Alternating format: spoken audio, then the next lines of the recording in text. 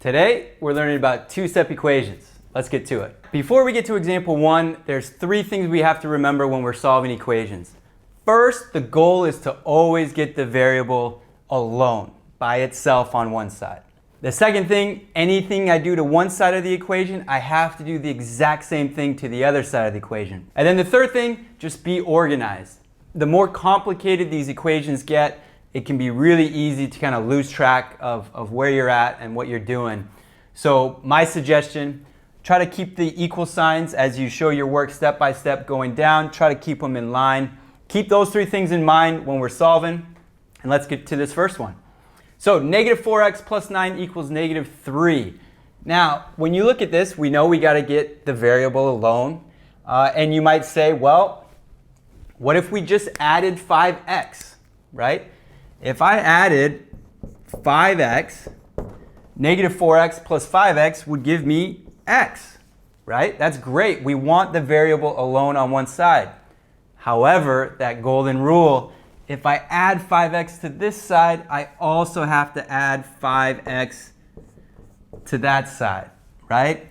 And so, unfortunately, I would have x plus 9, and then here I'd have negative 3 plus 5x, okay? That doesn't really help us. Now we've got the variable on both sides. So that's actually worse. Another idea you might have would just be to divide by negative 4, right? This negative 4x means negative 4 times x. The inverse operation of multiplication is division. So yeah, divide by negative 4, right? However, remember it's anything you do to one side, you have to do the other. So if I'm dividing, I can't just decide, oh, I'm only going to divide this term by negative 4. What I would have to do is divide the entire thing by negative 4, right? And then 9 divided by negative 4, that's not great. Now I've got an improper fraction and it kind of messes things up a little bit. You could do it, but it's not the most efficient way. So let's figure out what would be the way to solve this the most efficient way possible. So first, what I want to do is I want to get rid of this plus 9, right? Instead of adding 9, I'm going to do the opposite. So I'm going to subtract 9. Anything I do to one side, I got to do the other. So I subtract that side by 9. And 9 minus 9, that becomes 0. So now I just have negative 4x. Keep the equal signs in line.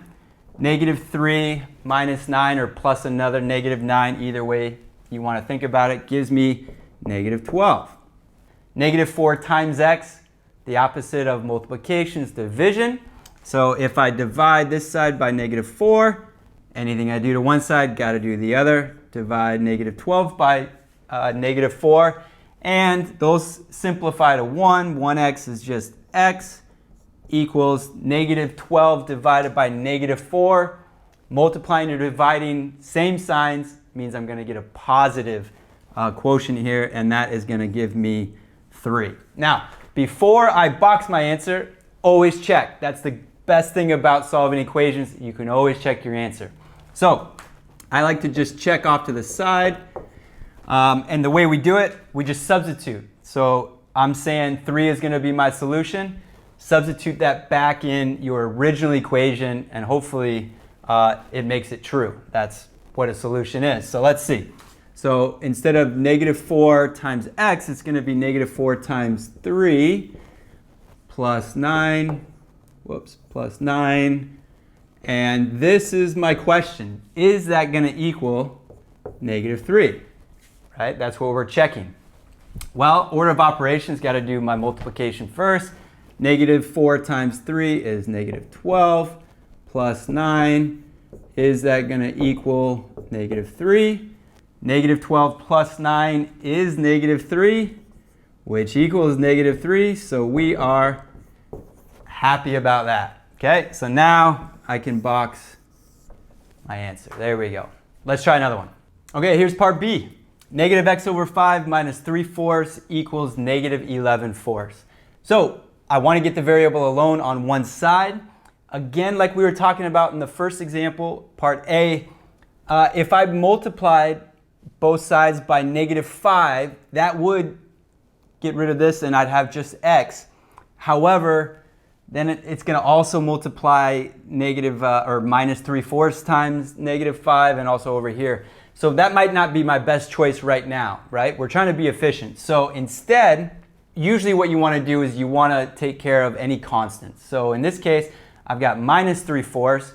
So the opposite, the inverse operation of subtraction is addition. So let's add 3/4 to both sides. So those 3/4 will go away, they'll become 0. So now we have negative x over 5 equals, and this is nice because they already have common denominators, so the denominator is going to stay the same, which is just 4. And now it's just negative 11 plus 3, which would give me negative 8. Negative 8 over 4.